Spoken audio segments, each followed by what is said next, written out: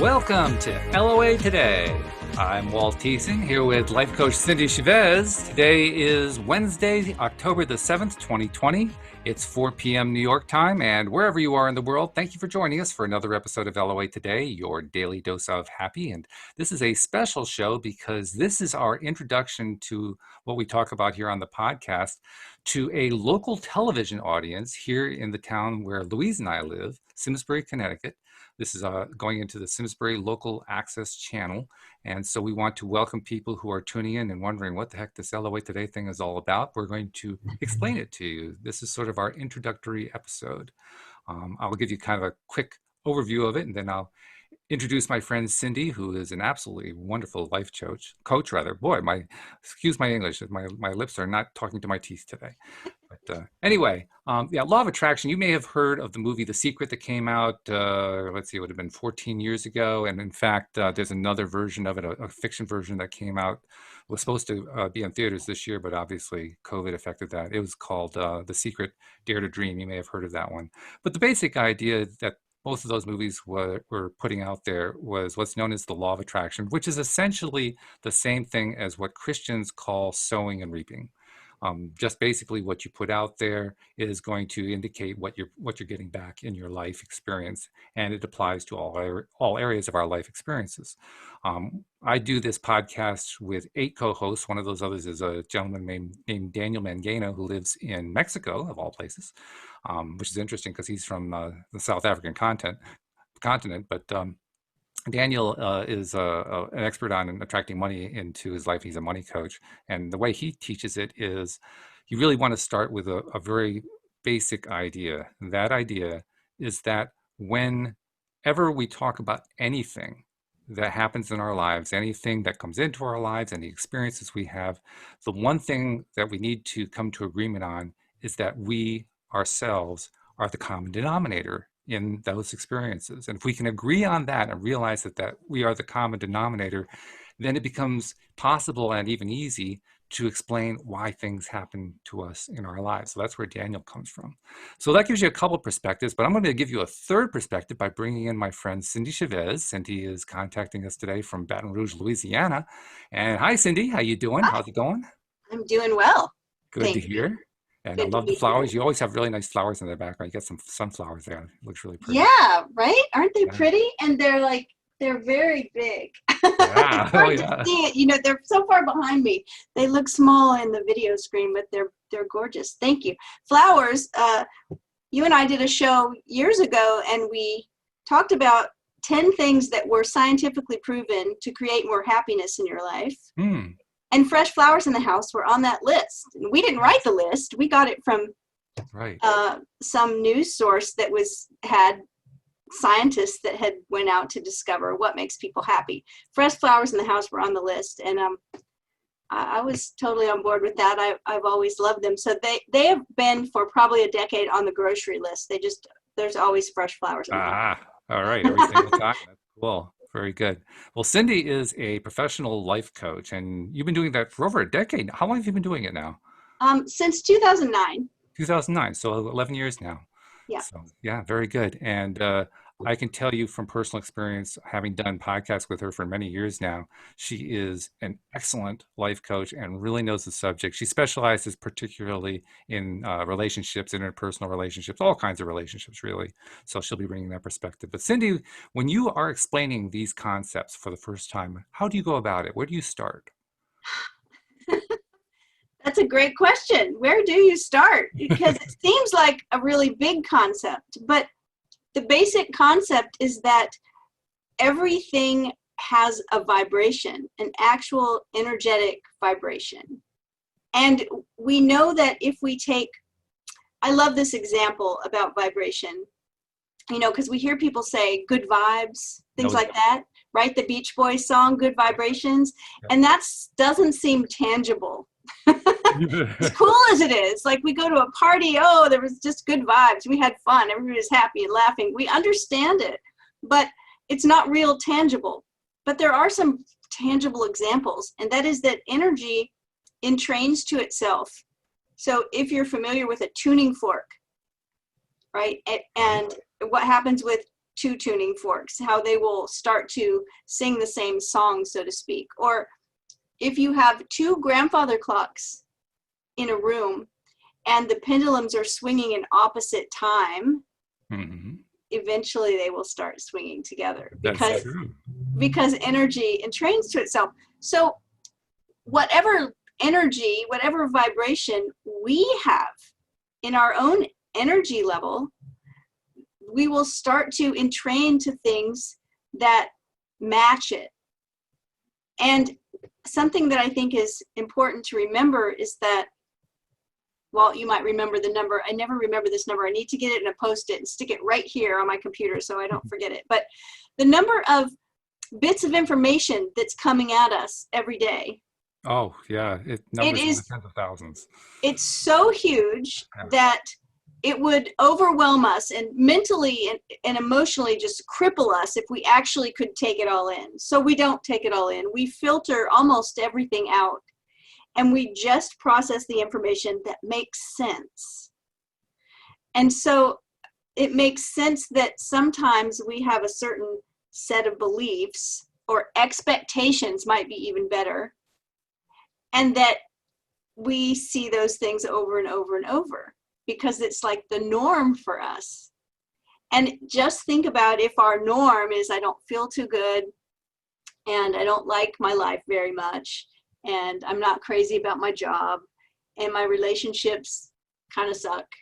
And you know, if that's kind of our assessment and that's what we expect, then that's probably what we're going to just keep experiencing, because that's how we're looking at things. You know, there's a verse that gets attributed to Anais Nin, but it's actually from the Talmud. And even in her writing, she says this is from the Talmud. But the verse says, we don't see the world as it is. We see the world as we are. And so what I think about this idea of law of attraction is that it's another famous quote. When we change the way we look at things, the things we look at change. So most of us come into these kind of ideas because we're wanting something different, because we've decided we want to have a different kind of life, and we learn about the idea that we have power to create a different kind of life. And if you think about it, we use this power all the time. And when we get out of our chair and we walk into the other room and we get an apple out of the basket or a book off the shelf, we've just used our creative power. We've moved ourselves in a direction towards what we want, right? I think that's all it is. It's just on a bigger level. That's a good way to describe that. I like that. And the fact is that even though it can seem kind of preposterous what we're talking about, it's a phenomenon that really does exist, and it literally defines and controls everything that happens in our lives. It's just that we have been taught by our society, by our cultures, that everything that happens to us outside of our control, and we're kind of like, boats floating on the ocean at the whims of the tide, so to speak. Right. It's a very disconcerting image, and yet it's the image that I think kind of dominates the way most people think about this stuff. And I think that that is our dominant sort of belief, because there are many things we don't have control over. Mm-hmm. Right? I mean, things are going to happen. The sun rises every morning, and it doesn't matter how hard I try to stop it, it's going to rise. Right? What? You can't stop the sunrise? What's wrong with you? Certain things I don't have control over, and I shouldn't have control over. Yeah, right. Right? But I think that when you start playing with these concepts a little bit, and sure, we've all heard someone say that something one person calls a miracle or magic, and someone else says it's just a coincidence. Right? It's like, oh my goodness, I was just thinking of my friend I hadn't talked to in 6 months, and the phone rang and it was her. Right. Coincidence. Mm-hmm. And we can say coincidence, and actually it is. It's two incidents that coincide. They happened at the same time. I thought of you, the phone rang. So we can call that a synchronicity, which just means it's in sync. Those two things were in sync, in alignment with each other. So we can say coincidence, but I tell you, you start playing with these concepts, there will come a time when it will be so fantastic that there's no way you can really call it a coincidence. It's like, how, there's no way that could be a coincidence because it's just too much. And it reminds me of Pam Grouts' book with the experiments, and your experiment with that book, and Right. my experiment with Tell that. listeners about that book, because obviously most listeners on the local cable access will not have heard of that one. So there's a book by an author named Pam Grout, and now there's more than one book. So I'm trying to think of the title of the first one. Is it E Squared? E Squared, yeah, right. Okay. That book, this author is explaining these concepts that we're talking about today about the law of attraction, or what I like to call conscious creation, because I like to be conscious about whatever I'm creating. That's the whole point of being able to use this idea, is to decide you want to create something and create it consciously. And Pam Grout's book has a series of experiments, and I love the way this book is written, because on each experiment, she has you look at this the same way any scientist would look at doing an experiment. You're going to write your name and the date and the time and what you are wanting to create, and then you're going to see if it happens. And if it doesn't happen, you just record it. Oh, well, nothing happened, or something different happened, or the thing just like you would. There's no judgment around it, like, oh, I didn't do this right, it didn't happen, right? It's just. And when Pam's second book came out, I was in a group of people and someone mentioned it, and I didn't know there was a second book, so I got excited because I loved the first book, and I put it on my shopping list there, and then I went and grabbed the first book off the shelf and thought, I'm going to reacquaint myself with these ideas. So one of the very first ideas, I don't know if it's exactly the first one, I had a bookmark in my book, and I just opened it to the page where the bookmark was. Cool. And the bookmark said, it was a one-page experiment, super simple. Ask for something and say that you want it to happen within 48 hours, I think. Mark the date and the time, write down what you're asking for, and then that's it. That was the see if it happens. Experiment, yeah. Just see if it happens. So the question, what do you want? And I decided to pick something, not world peace or a brand new Mercedes or something that I didn't think was too possible to happen in 48 hours. So I love owls, and I just said, I'll have an owl. I actually wrote, I'll have an owl, please. Sounds good. I love it. And then my brain, and Walt and I talk about this a lot, my brain immediately started to figure out how it was going to happen. Right. Because the only time I've ever seen an owl in real life, a real life owl, was at the Renaissance Fair, where they have the falconers there, and they usually have someone that's got an owl, and I've walked up and taken a picture with it, but that's it. But my brain immediately said, well, I'll probably get a greeting card in the mail that'll have an owl on it. Mm. Or I'll be in the grocery store, and I'll see a child in the cart with a little owl stuffed animal. Mm-hmm. Or maybe I'll buy a product and I'll notice when I get home, oh my goodness, look, this product has an owl, a little owl on the label. Or, I had all these thoughts. And then I decided, I didn't know how it was going to show up, but I just knew that it would. I had a very keen sense that it was going to show up. I knew it would show up. I just didn't know how. And I think I wrote down 26 hours or so later, I was sitting at my desk, and I was sitting right where I am here, and I was turned this way, and there's a big window right here. And the window is about 4 feet wide, and it's floor to ceiling. And I heard a sound. I was writing, and I heard a sound.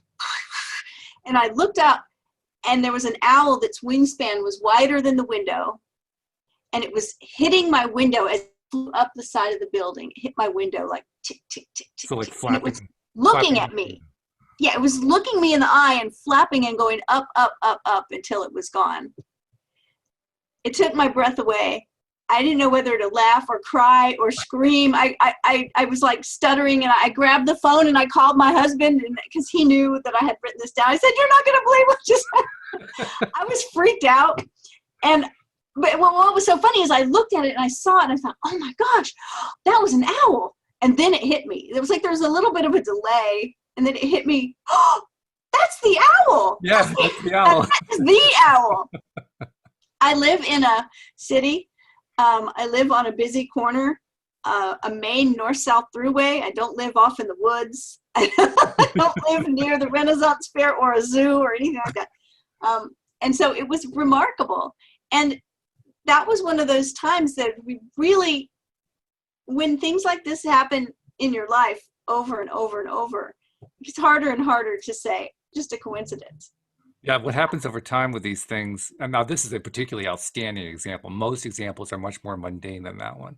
But as we experience these, even the mundane ones over time, what happens is we start with the phrase mere coincidence, and then over time the word mere drops out of the sentence because we begin to realize there's no such thing as a mere coincidence. Coincidences are cool, and they happen whenever we focus our attention with great intent, with great emotion, with great belief.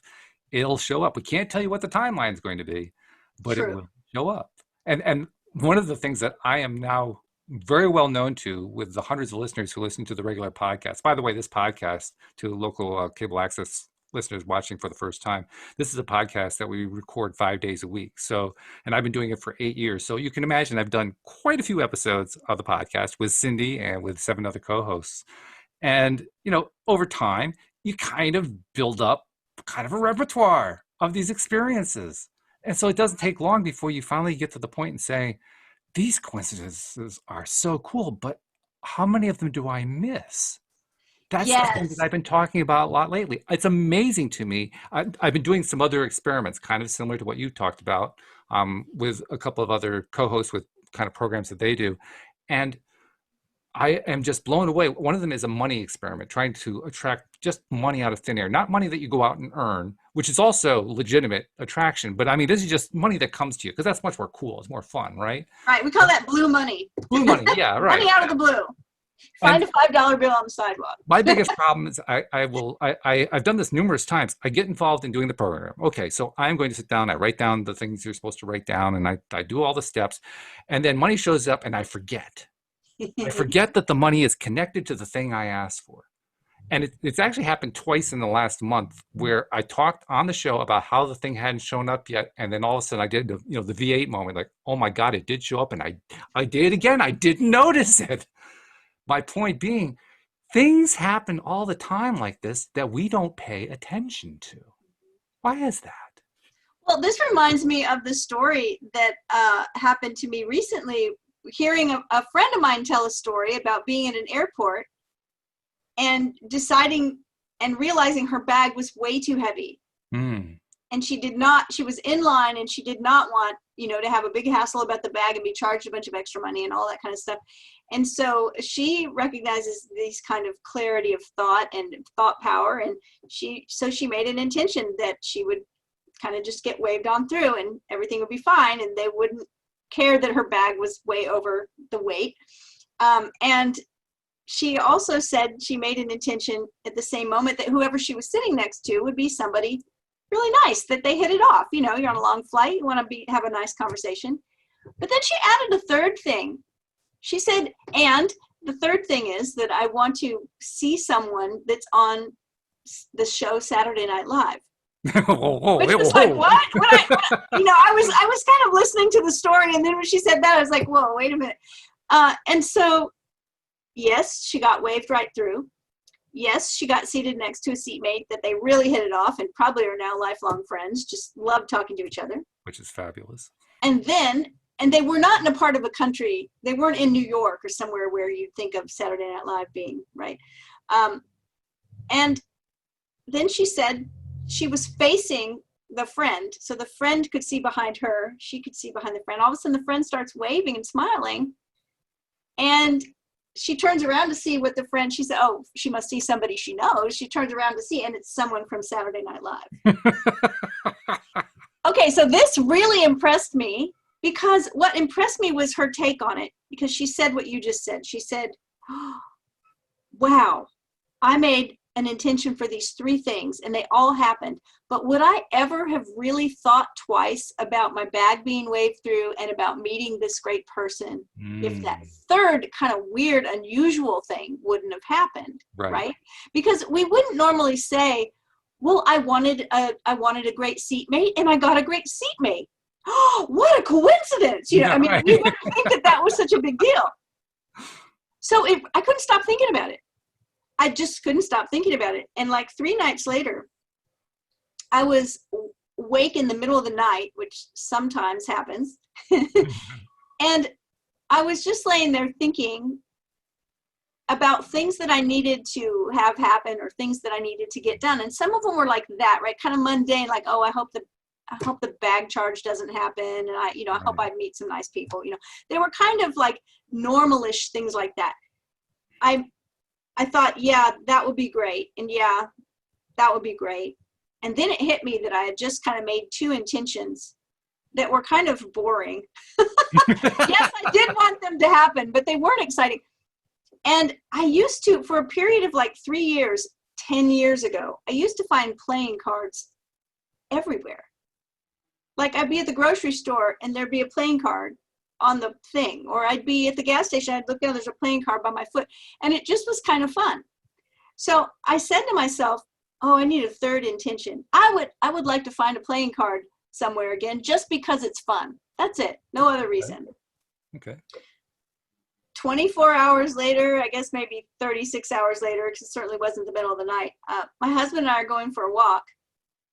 And we're in our neighborhood walking around, and I look down, we're crossing a street, I look down and there's a playing card right there in the street that looked like it had been run over by many cars. Yeah. And I screamed at my husband, oh, I did this. I did this. And he was looking at me like, what's wrong with you? Because, you know, he lives with me, so he sees this kind of thing all the time. But I started telling him the story I just told you. I told him my friend's story, and then I told him about laying in bed, not being able to sleep, thinking of 2 things. I said, I made an intention for, and then I realized I couldn't remember. I could not remember those first 2 things, which told me that they probably did happen because I wasn't worrying about them that they didn't happen. I couldn't even remember what they were.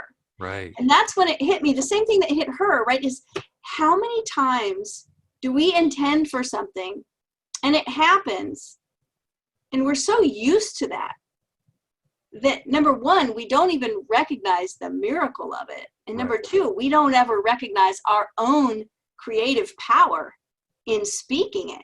And we don't even recognize that it happened. Right. We're oblivious to it. All the time. And we don't think about it. We don't give it 2 thoughts. Yeah. So for somebody who is hearing this for the first time, I'm sure there are a number of skeptics who are looking at this, maybe 5 minutes before they switch channels. But if they're hanging on for just this long, let's talk about why they are perceiving that all this is a bunch of hooey and that it never actually happens to them. Well, maybe because they've already decided that it's a bunch of hooey and it doesn't happen. So we talked about all that information that gets filtered out. Mm-hmm. Part of our brain has a system called a reticular activation system. That is there for our survival, like we said, to filter out. It's sensory gates to filter out all the stuff that we can't handle too much. And I don't mean stressful things that I can't handle. That I don't mean it that way. I just mean information. We can only handle so much information. Imagine, was it the movie Bruce Almighty that Jim Carrey was in, where he was suddenly God?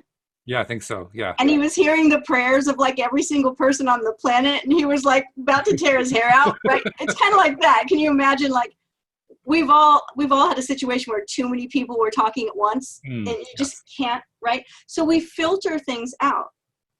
And so the way you always hear people explain reticular activation is, think about, you go buy a new car and you haven't seen any of these cars in your neighborhood in the particular color that you got, in the particular style. And then you get on the interstate and start driving back to your house and you see like they're everywhere. Right. Right. That's the example that you hear all the time. But there's something deeper there. It's that if it's meant to protect me. So if I'm asleep in bed at night and there is a tree branch that knocks against my window when the wind happens, and it always does that, it won't wake me up because it's just a normal thing that happens and I Right. sleep through it. Yeah, it bothered you the first time it happened. The first time you moved in, you experienced it like, oh my God, what's going on? But Right. after a while, you got used to it. But if a person were to show up and knock on my window, Oh, it would be just different enough, yeah. probably, to get a response from me. So this mechanism is very sensitive. And I'll tell you, I was explaining this to a friend of mine about 10 years ago. And I was visiting her and I was at her house and I told her this and she said, well, that example might work for some people, but she said, nobody has a car like mine because it's 15 years old and it's this particular color and it has a gold package on it. She said, who puts a gold package on a Toyota or whatever it was? And she's explaining why her car is so unique that there is just no way. And I said, okay, well, but you know what I mean. So we get in her car to go to eat brunch somewhere that is about 2 miles from her house. And we saw 3 cars exactly like hers just in that span. With the gold plating? Yeah, with the gold package and everything. Oh my goodness. Same color, same year, same gold package. And she just was shaking her head. She just said, I don't know what to say. And it was really great because it shows us that once we get focused on a certain thing, we will see it. Yeah. Right? We'll see it. And so, we won't get into the real deep science and all of that about it, but it's the idea that everything you want is already there. It's already in your experience. We can go down those rabbit holes of getting into the many worlds theory and, all of this stuff, but we don't have to really, if you just recognize. And I would say these are the most fun kind of experiments. Mm-hmm.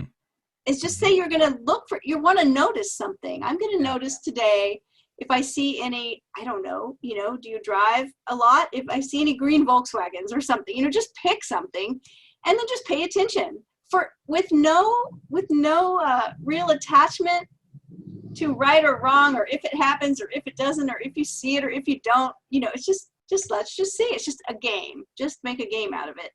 And it's a lot of fun. It is a lot of fun. There's no doubt about it. Now, I also want to point out, this isn't just about bringing things into your life. No. It's about people and events and experiences and changes in your life. It's literally your entire life experience. In fact, while we won't go down those rabbit holes as you were talking about, we'll save that for other episodes. I will mention one rabbity hole-ish thing, if I can coin a phrase, which is if you are willing to focus on just trying like a little experiment. I mean, I'll talk about the experiment that came from the E squared book that you mentioned that I tried and had an interesting experience yes. with.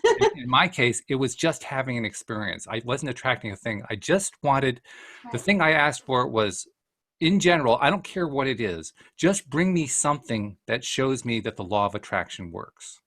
Anything. And do it within 24 hours. And that was literally the way Pam Grouts in her book laid it out. She said, just do it this way. You write it out, and it's like you said, you write on a piece of paper your name, the date, all that kind of stuff, right? So now I have to admit, like most people, I'm a little bit lazy when it comes to doing these exercises. So I said, oh, I don't want to take the time to write all this stuff out. But okay, well, I kind of agreed that I was going to do it, like a little contract with myself. So before I tell you what happened, I got to give you a little backstory, because about 3 to 4 hours before that, I was doing something I don't do a lot of. I was interacting on social media, on Facebook. And there are a number of groups. If you're interested in exploring law of attraction more, that's an interesting way to kind of get your feet wet, is look at some of the groups that are there. Don't take everything that you read there literally. A lot of it's misinformation, but it's still interesting to look at. And there are a lot of groups. There are a whole bunch you can join. So I was interacting with them because I like to try to help people out. People often will post questions about, well, I'm running into this experience and I'm not getting the result I want, and so on and so forth. What am I doing wrong? That kind of thing. So I like to occasionally help people out. Well, That particular day, it was a Sunday. That particular day, for some reason, it's like half the posts were all about people seeing numeric combinations. For some reason, a lot of people who get into this get into numeric combinations. Personally, I've never seen the attraction of it. It doesn't really attract me, but hey, whatever. So, people were saying, well, why am I always seeing 444 or 555 or 222 or 1234?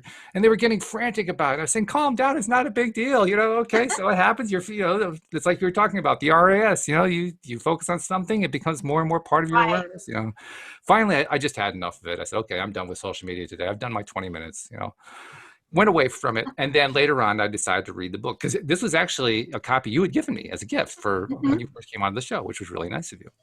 Well, okay, so I read that first section, and then I get to the first exercise, which is the one I just described, where I'm just asking for the universe to deliver to me some kind of proof of the law of attraction. And I went to write on the paper that I really didn't want to write on, but I pulled the paper out anyway. I said, okay, let's just do it right. So I wrote my name down, and then I wrote date, and I looked at my clock on my iPhone, and the clock said 5:55. 5:55.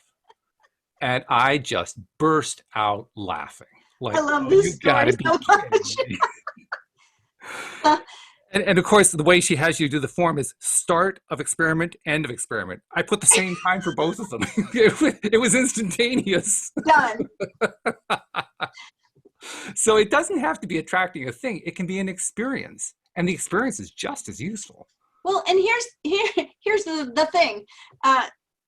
We mostly want to attract things because we think that attracting those things will make us feel a certain way.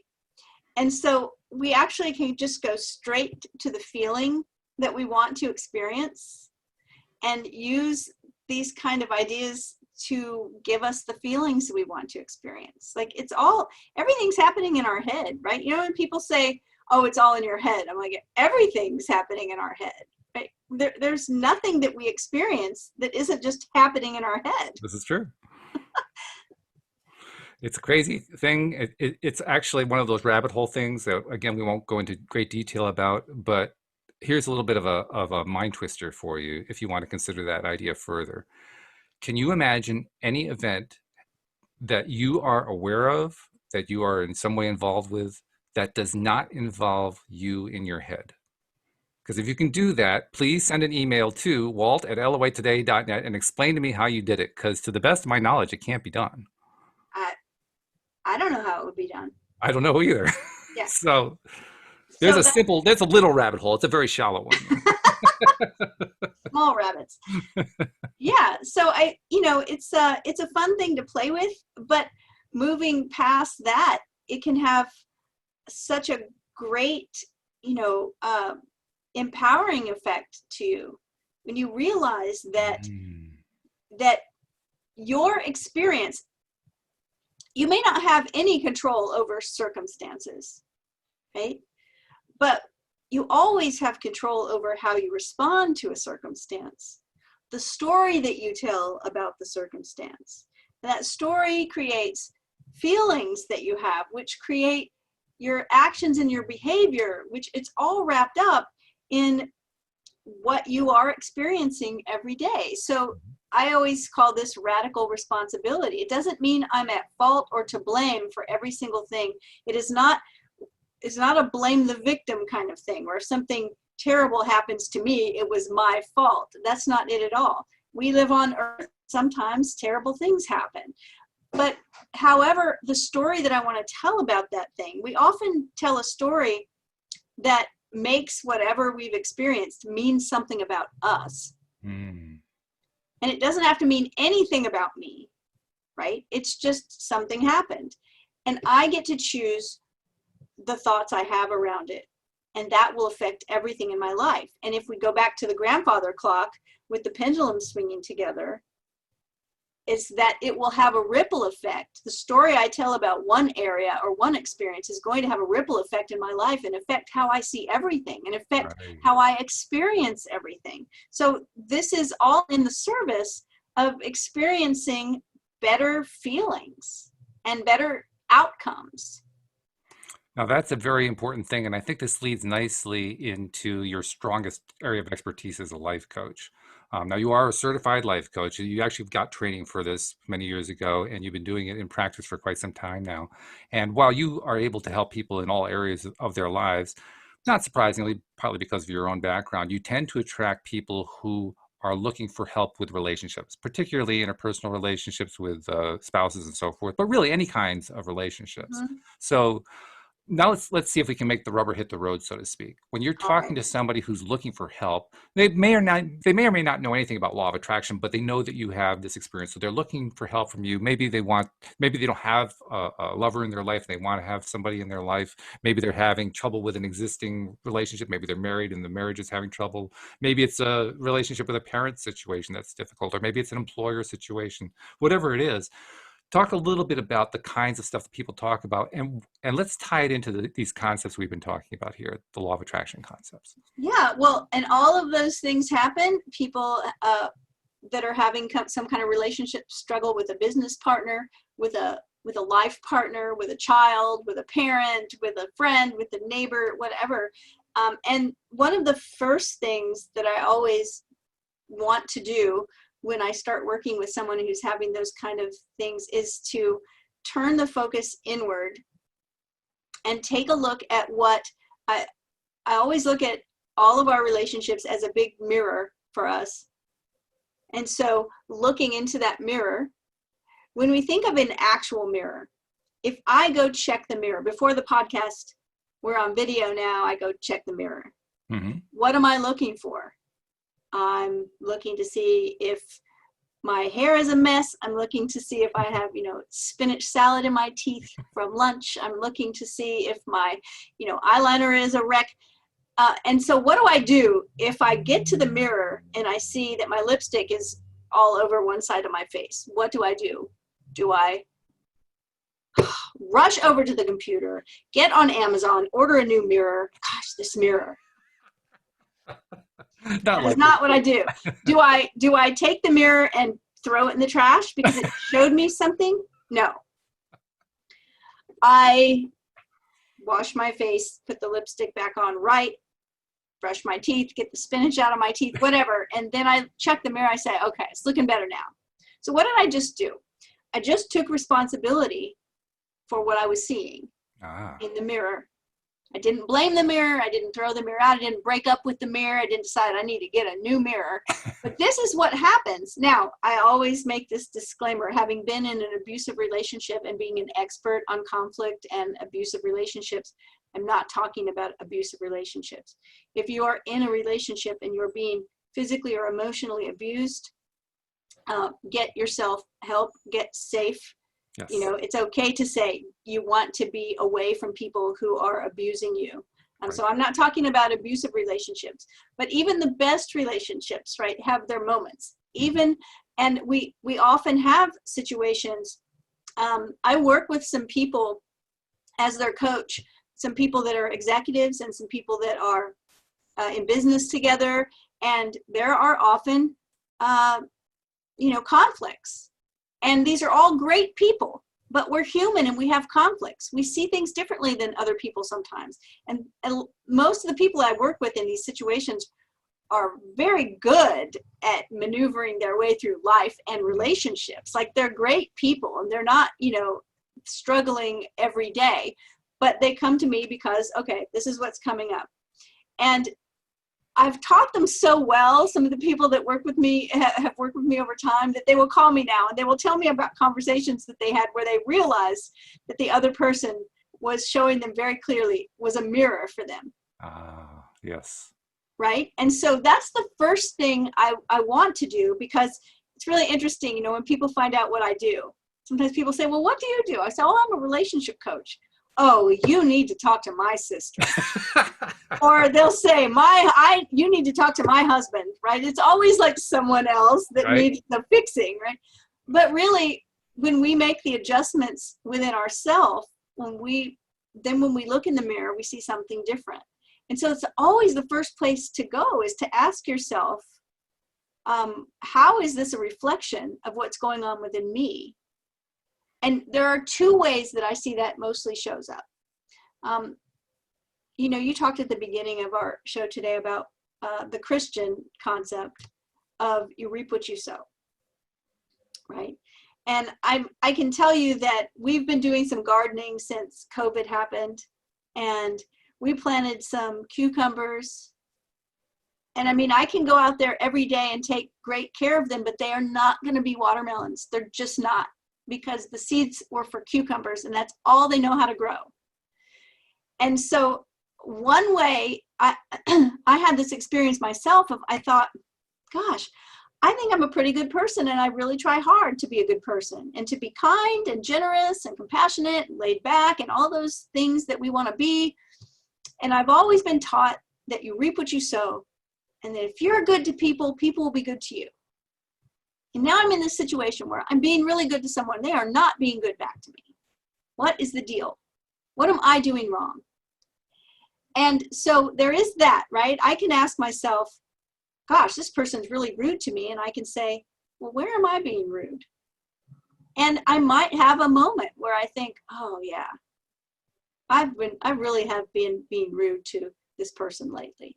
And now it's coming back to me from that person over there. I see how this works. But it's not always like that. There's a second way that mirror can show up. And that is the way I think it mostly shows up, especially with people who have practiced some level of personal growth. And that is, it's not about how you're treating other people. It's about how you're treating yourself. And I recognized when this happened with me that I was tolerating abuse. So what kind of message was I putting out there with that vibration? Well, that's a bit of a shock to come to that realization. You were abusing yourself in a sense, but you didn't intend to. Yes, because I looked at it this way. This person is not respecting me. Why is that happening? Well, it was because I didn't respect myself enough to say, this is not okay. Oh. Right? And the thought I had at the time was, if I had a little pet or maybe a small child and a new neighbor came over to meet me and then started insulting my little dog or my toddler, I would not allow that for 2 seconds. There's no way. True. I would say, you need to go. Yeah. You're not going to sit here in my living room and insult my babies. Right. Right? But why? Well, because I care about them and I have respect for them and I don't want to see someone disrespect them. Mm-hmm. Well, I was allowing someone to disrespect me. So that was what the mirror was showing me. It was showing me how I respect myself, the level of care I give myself. And so those are the two ways that I see life and all of our relationships. And the more intimate the relationship, the more, those mirrors, have you ever been in like Brookstone or somewhere and they have these mirrors that are like 20-time magnifying mirrors? Oh yeah, right. Look into them and you go, like, no, I don't want to see that. The more intimate your relationship, the more magnifying effect there is sometimes. True. Yeah. That reflection coming back at you. But if you're willing to let this be, to let your relationships be a mirror, oh my goodness, it'll change your whole life. It can change everything. If you're willing to look within and be honest with yourself and realize that, okay, this thing I'm complaining about, I'm kind of doing the same thing over here. Often the case. It right? Is. Yeah. Yeah. And if you're not doing the same thing to others, you might be doing the same thing to yourself. You might be treating yourself in that way. One of the ways that you and I have talked about fairly recently that we can easily do that without realizing it is particularly when we're trying to learn early on how this whole law of attraction, or this LOA thing, as we call it, works. And so, we start discounting because we didn't notice that X happened or that Y happened. And we start deciding, oh, it isn't really working for me. And then we start coming up with more reasons why it's not going to work. And then we continue to get more reasons. And of course, nothing ever works. We start building all this stuff up. And then finally, an event happens or a thing happens or an experience happens that catches our attention like the mirror does. Yeah. And when it captures our attention, it's almost a shock. Mm-hmm. Well, it is a shock, really. Mm-hmm. because we just discovered for the first time that I don't really respect myself. And the particular example I was thinking about, like I said, was a few shows ago, where you pointed out it's so easy for us to be, say, out to dinner with friends, and the friend says, "Oh, I'll get this. I'll get the check." And what's our typical response to that? "Oh, no, Oh, no, no, no. no, no. We won't receive the gift that has been given to us." Mhm. That, I mean, how disrespectful to ourselves is that? Yeah, A gift has been offered to us and we won't accept it. yeah. Wow. Yeah, and that, it's a really good thing that you brought up, because for someone who is just hearing these kind of ideas, that's one of the best things that you can do is decide that you're going to be a better receiver. Like, we've been brought up with these ideas, like it's better to give than to receive, Hmm. and they're, giving and receiving are two sides of the same coin. They are. You can't have a giver without a receiver. That's true. So one isn't better than the other. We really, probably what the best idea is concerning that is to give as much as you receive, Yep. or receive as often as you give, right? Because then there's some balance there. If Hmm. all I ever do is receive, receive, receive, then I'm going to start looking like a taker, taker, taker, right? I never give. And we've all had experience like that before. It's like, oh, this person, it's like they never contribute, they just want to have. And then And there's the other the other side. side, yeah. If we just give, give, give, give, give, we will deplete ourselves. We will end up being resentful at some point. At Hmm. some point, every person I know that has come to me as a client that has been one of those people that everyone would say they are the most generous person. They are so giving. They are so loving. They are so compassionate. At some point, they realize that they are the one always giving and no one's giving to them. And that also happens as a reflection, right? It happens as a reflection when the waves, when the vibrations you're sending out are that you really don't care about receiving. You just want to give. Hmm. Receiving doesn't really mean that much to you. You don't really care.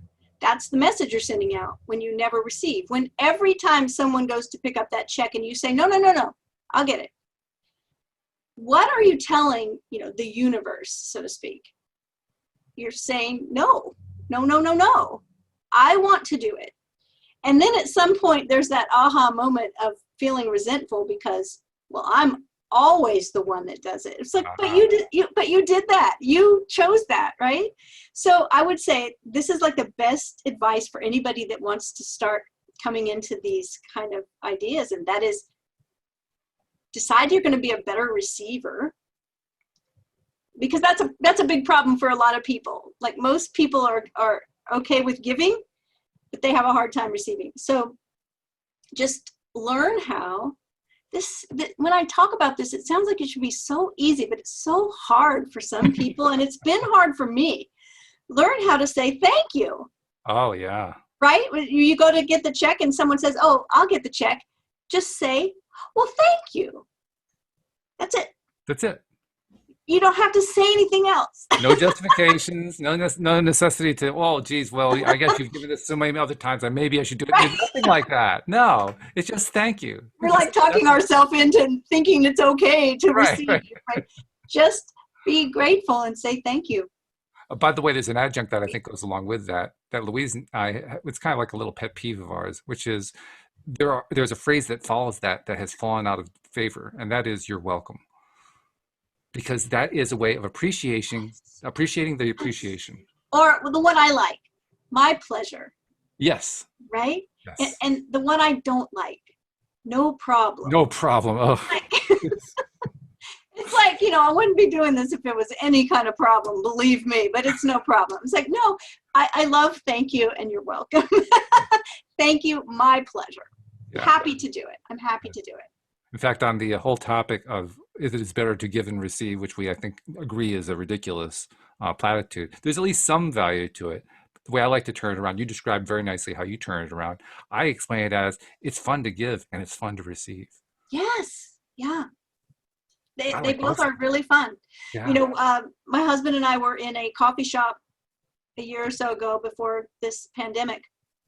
we were in a coffee shop and we were standing behind this couple in line, and it was taking them forever. They were ordering like a lot of stuff, I guess, and we were standing and waiting and waiting and waiting. And they never really, they didn't talk to us or anything. They were talking to the barista, and then they left. They said, okay. And they said, have a great day to us. And we said, thank you. And they left. Then we moved it up to the counter, and the barista was watching them go and watching them until they were like out of sight. And then he looked at us and said, the people ahead of you put $20 towards your order. Oh, wow. And he said, and they didn't want you to know it was them. So they wanted to be out of sight by the time you found out.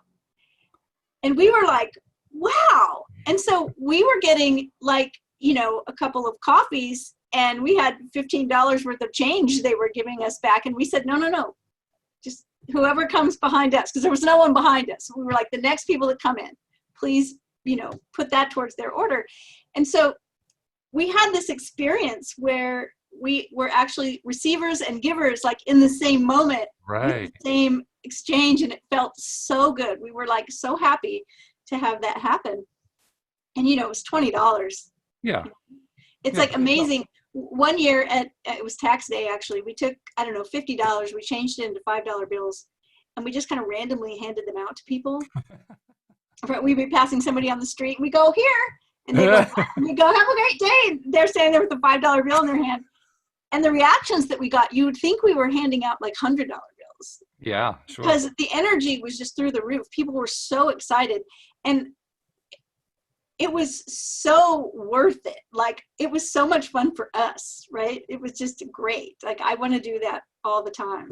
It's amazing. It's an interesting experience because, we often will go off and do various kinds of entertaining kind of activities. We'll go to the movies, or we'll go out to a restaurant, or, we'll go to a club, or maybe we're out traveling and, we'll go to see some sort of exhibit, whatever.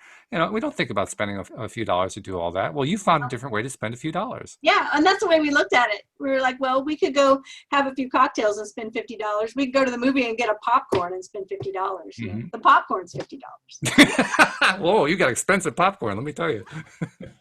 So, but yeah, it was a lot of fun. We had so much fun, and we were on a high for like the rest of the day, just talking about different reactions that we got, responses. It was really great. So yes, it is wonderful to be able to give, and it is equally wonderful to be able to receive. Now, we only have a few minutes left in the show today, and of course we have to stick to a strict schedule because we're making this for television. We can't do this like we normally do. Oh, we'll just go a few minutes over, no big deal. We're actually going to stick to a schedule. So in the next couple minutes, and then I'll do a little final follow-up to just cue listeners in on a few things that'll be interesting to them about the podcast that we do. But let's talk about the role that energy and emotion play in interacting with each other, because emotion is a big deal, and we haven't really we've kind of indirectly touched on it, but let's really hit what's emotion all about in this whole process. Well, I think that it's very easy to judge where we are energetically by our emotions. Like, our emotions are, some people have said our emotions are like our GPS, our guidance system, right, to tell us. And I know that there are a lot of different thoughts regarding this. I am one of the people who will always say every emotion is valid and important. Yes. There are no good emotions and bad emotions. There are emotions that feel good and emotions that feel uncomfortable. Mm-hmm. But I prefer to use comfortable and uncomfortable instead of good or bad, because as soon as we start talking about good or bad, we don't want anything bad because we're programmed that way.